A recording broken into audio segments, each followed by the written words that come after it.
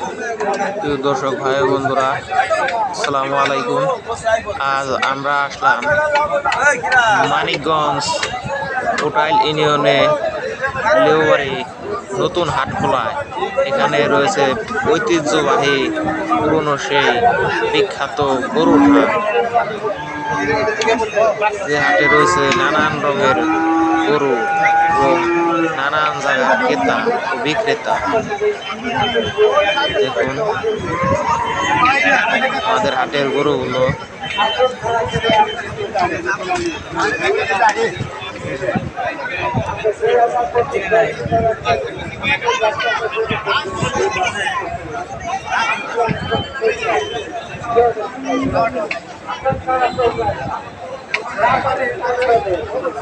কাকা কত কয় এটার দাম?